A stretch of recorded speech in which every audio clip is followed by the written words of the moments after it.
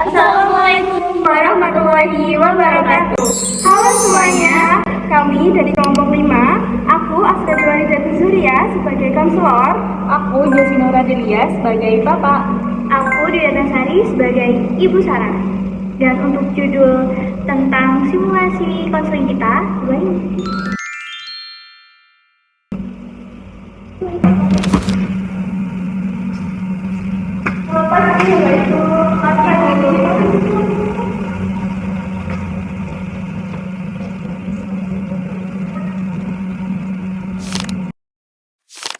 Selamat pagi Bapak Ibu, ada yang bisa saya bantu?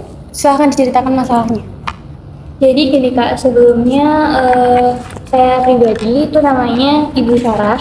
Nah ini suami saya. Jadi kami memiliki 3 anak, yang dimana anak pertama itu namanya Dava, dia usia 10 tahun. Yang kedua Aisyah, usianya 7 tahun. Dan yang ketiga itu namanya Naufal dengan usia 4 tahun. Nah untuk kenakalannya sendiri itu yang anak pertama Dava, dia itu kan udah 10 tahun ya, jadi dia itu udah saya pegangin handphone gitu loh. Nah dan dia tuh sering banget main game, dan sampai tugas rumahnya yang PR gitu, itu tuh dia nggak selesaikan dengan baik. Dan saya kan juga sering dicat sama gurunya gitu, kayak kenapa sih Dava nggak ngerjain PR bu, kenapa gini-gini, terus di sekolah juga nggak fokus belajarnya. Lalu yang kedua itu Aisyah ya, dia itu kan usianya 7 tahun. Nah untuk permasalahannya sendiri itu dia kayak sering tantrum gitu loh Kak. Jadi ketika contohnya kita lagi jalan di luar gitu keluarga, dia tuh ketika ingin sesuatu itu dia tuh kalau nggak diturutin seperti tantrum di tempat umum, jadi dia nggak tahu tempat dan dia pasti menangis, terus juga sampai teriak-teriak, guling-guling. Jadi kayak saya sendiri sebagai ibu tuh bingung, kayak aduh ini anak gimana sih kalau diturutin nanti makin menjadi-jadi. Dan yang ketiga itu adalah Naufal, usianya 4 tahun ya. Nah dia itu permasalahannya kan dia masih kecil ya Kak, jadi dia itu kita kan udah mencoba buat melatih dia biar bisa tidur sendiri gitu, tapi dianya tuh nggak mau karena alasannya tuh kayak dia takut sendirian, terus gelap, gak ada yang nemenin. Dan juga satu lagi dia tuh sering banget ngompol. Nah dari ketiga anak itu kayak saya tuh sebagai ibu tuh kayak bingung kira-kira gimana sih cara menyikapi ketiga anak ini. Udah pakai cara yang A, B, C, D itu tetap salah, kayak nggak tepat gitu loh, karena perilaku mereka itu tetap kayak gitu berulang terus gitu. Baik, menurut Bapak Ibu, apa masalah terbesar yang sedang dihadapi saat ini? Kalau buat saya sendiri sebagai ibu, itu tuh kayak saya merasa gagal gitu jadi orang tua. Kenapa? Karena biasanya ya ibu-ibu itu kan anaknya kayak nurut, terus dibilangin A, B, C itu kayak benar-benar sopan gitu, sopan santun baik. Tapi saya ketika menerapkan buat anak saya itu kayak, loh kok gini sih, dia malah jadi gini. Jadi kayak dari situ kayak saya gimana ya, kayak jadi ibu yang baik. Dan saya kayak sering overthinking gitu, insecure juga. Dan juga kayak bingung kira-kira gimana ya. Kalau saya juga sebenarnya salah karena terlalu lepas tangan dan menyerahkan semuanya itu kepada ibunya, karena saya pikir ya itu urusan ibu gitu, saya nggak perlu ikut campur seperti itu. Jadi begini Bapak Ibu, dalam Islam itu anak itu terlahir dalam keadaan fitrah. Perilaku mereka perlu dipahami sesuai tahap perkembangannya. Jadi seperti anak-anak dari ketiga anak masing-masing itu memerlukan kasih sayang dan perlakuan yang berbeda-beda, bukan langsung dianggap sebagai anak nakal seperti itu. Jadi Bapak Ibu, pertama-tama mari kita lihat dulu kebutuhan dari masing-masing anak. Jadi kalau Dava itu membutuhkan aturan penggunaan gadget agar tidak berlebihan dan mengganggu pelajarannya. Kemudian Aisyah membutuhkan bantuan mengelola emosi. Yang terakhir itu Naufal membutuhkan rasa aman dan latihan mandiri agar tidak takut kalau harus tidur sendiri dan lain-lain. Jadi tiap anak itu perlakuannya beda ya Kak? Iya betul sekali, semuanya tidak bisa disamakan karena juga usianya berbeda dan lingkungannya pasti juga berbeda-beda. Misalnya Bapak Ibu, ketika Dava berkata, aku capek mau main game dulu. Kalau Ibu biasanya menjawabnya bagaimana? Kalau saya sih langsung marah ya. Kenapa? Karena kayak dia tuh setidaknya kan dia kan masih kecil nih.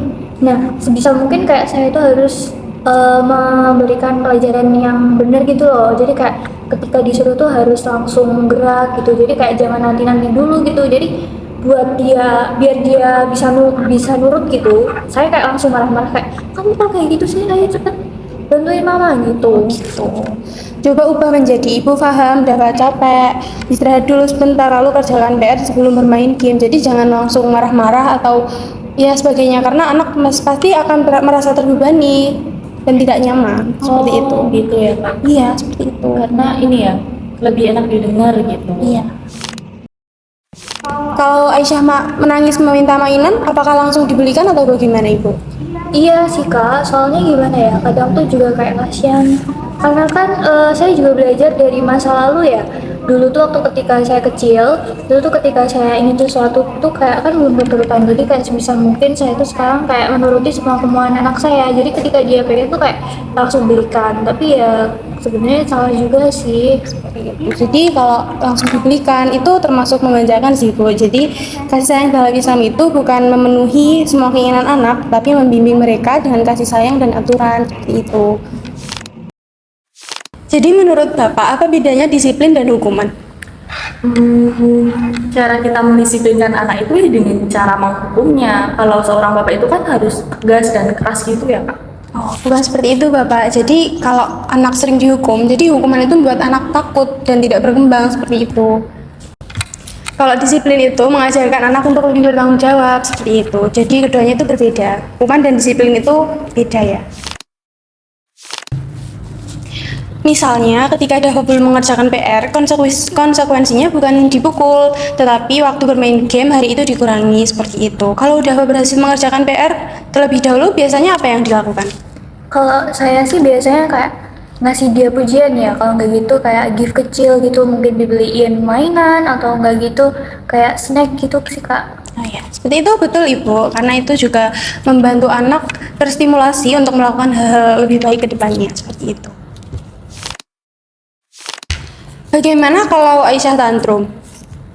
Kalau saya biasanya sih langsung marah-marah gitu ya Kak. Yang pertama, tenangkan diri dulu ya Ibu. Kemudian katakan, Ibu tahu Aisyah kecewa, tapi hari ini kita belum bisa membeli mainan itu. Tetapi konsisten dengan aturan. Jadi jangan satu waktu dimarahi, satu waktu dibolehkan. Jadi anak biasanya cenderung menyepelekan aturan yang dibuat kalau tidak konsisten seperti itu. Jadi Bapak Ibu, sekarang kita praktek ya bagaimana menghadapi anak ketika tidak mau diatur dan tidak mau melepaskan gamenya. Sekarang saya boleh minta bantuan Bapak untuk berperan sebagai Dava, dan saya sebagai Bapak bagaimana saya menghadapi Dava kalau tidak mau menurut. Oke, berarti saya berperan sebagai Iya, bapak ya, benar. Kak.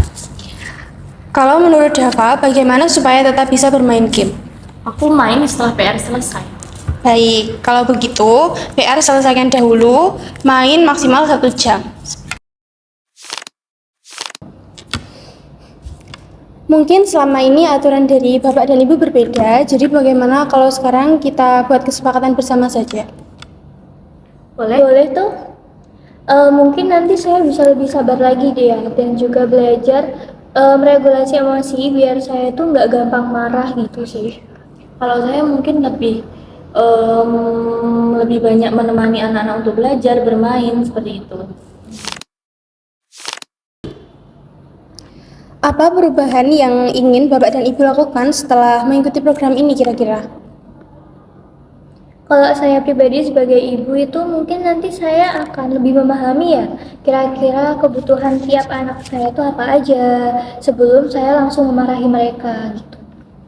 Kalau saya mungkin ingin lebih terlibat dalam pengasuhannya, bisa lebih dekat sama anak-anak gitu, bisa menemani anak setiap waktu, nggak cuman saya lepas tangan dan pasrahkan semuanya sama ibunya. Alhamdulillah, itulah tujuan utama parenting Islami, yaitu membentuk keluarga yang penuh kasih sayang, kerjasama, dan mendidik anak sesuai fitrah serta ajaran Islam. Seperti itu. Baik, seperti itu. Terima kasih atas partisipasi Bapak dan Ibu selama 11 sesi program parenting Islami. Semoga ilmu yang diperoleh dapat diterapkan dalam kehidupan sehari-hari sehingga tercipta keluarga yang harmonis dan anak-anak tumbuh menjadi pribadi yang berakhlak mulia. Amin. Ya sudah. Untuk sesi kita segini lagi ya Kak. Mungkin nanti gimana perkembangannya kita bisa langsung hubungi saya saja. Yang bisa datang lagi ke sini. Terima kasih. Sama-sama. Assalamualaikum. Waalaikumsalam.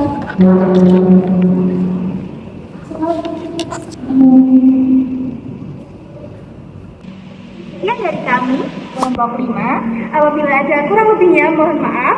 Wassalamualaikum warahmatullahi wabarakatuh. Bye-bye.